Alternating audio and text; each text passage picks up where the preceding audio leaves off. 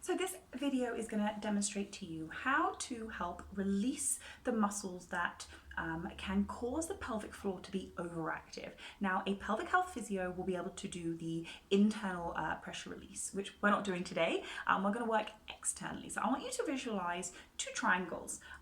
You have the urogenital triangle, which is at the front. So that's the hammock at the triangle hammock at the front, and then you have the anal triangle, which is kind of at the back, and both of them support, so one supports the front of the pelvic floor and the one supports the back of the pelvic floor.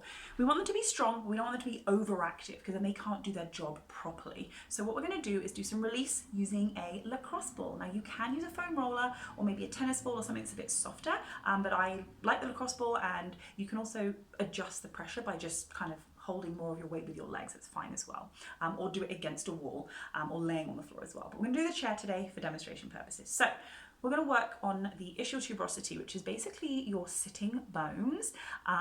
Sitting your bum on a chair as well can allow you to find the sit bones, so you know where you're meant to be targeting. So this area is deep in the glutes and also right at the top of the hamstrings, where it kind of joins to those sit bones. And releasing that, which is effectively connected to the pelvic floor, the easier that this area is able to move, the less restrictive, then the easier everything else can move as well to do with the pelvic floor. So you're going to take the ball, you're going to come to the chair, you're going to sitting on a hard surface means that you can feel your sit bones, you know where they are because you can feel them if you kind of spread your butt cheeks and then mush into the chair. I'm going to use the ball and I'm going to place my finger on my sit bone, and then I'm going to place the ball just, what you can do is gently place it on the sit bone actually, so you can feel it. And I'm going to sit my hips backwards. And you notice I kind of drop. So this ball now is right at the top of the head of my hamstring. And I'm just going to do gentle rolls to kind of feel if there's any tension there. So you can go kind of in front of the sit bone.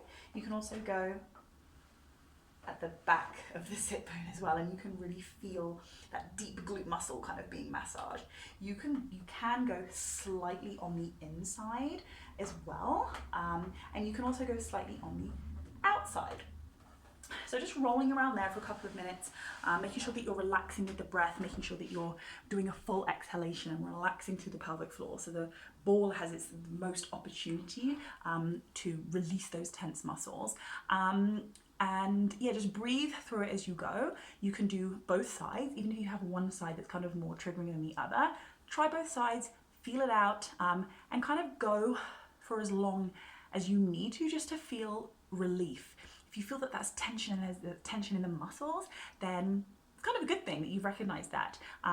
You can do one side, take a breather, do the other side, take a breather, back to the first side, and so on. But just kind of go along with what the program says, so it's suitable for you.